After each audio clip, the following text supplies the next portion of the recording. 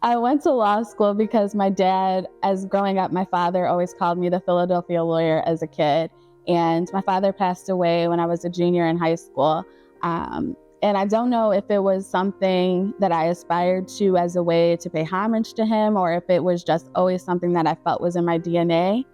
In high school, I wasn't very good at math and science, so I knew going to medical school was out of my cards, but I knew I wanted to have a professional degree of some sort, so law school made the most logical sense for my talents. I keep myself going by knowing that I have 3 kids at home who are looking up to me. Everything I do for them. It's also important to lift as you climb. There's a famous judge, Judge Ogden, who has inspired many of us to lift as we climb, and that's not lost on me. As my legal career has progressed, I always try to give back, and for me, it's always important to think about when I was a young, aspiring attorney, and I only knew Judge Ogden was somebody in the community I had saw.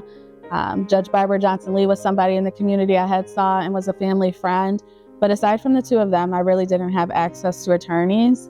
And so for me, being able to now be that person to say yes to speak on panels, to meet prospective law students, that fulfills me in a way that knowing that I'm helping the next generation, it keeps me going. And it's helping to live up to Judge Ogden's Lift As You Climb.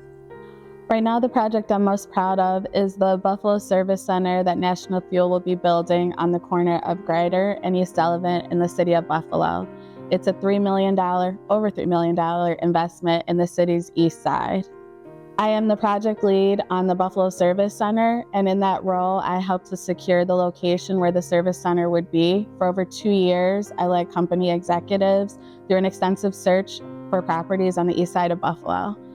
The service center is going to be, first and foremost, it's a service center for our operations. So we'll have critical infrastructure and access on the east side of Buffalo, but we'll also offer some outreach events to the community's east side residents. It was important that we have a location that's accessible for our customers by public transportation. There's various bus routes, there's access via the train, so it's a walkable community. So it was very important when selecting a location that we took those factors into consideration.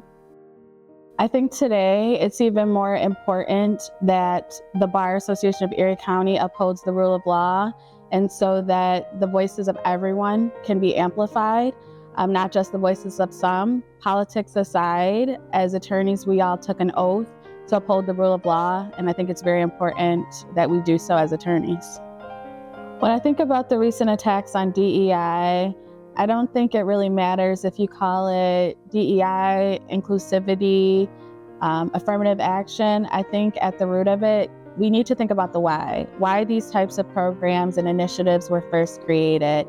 And when you think about the why, it's because we need to move towards a more inclusive society. We should always, as attorneys, remember equity and equality for all.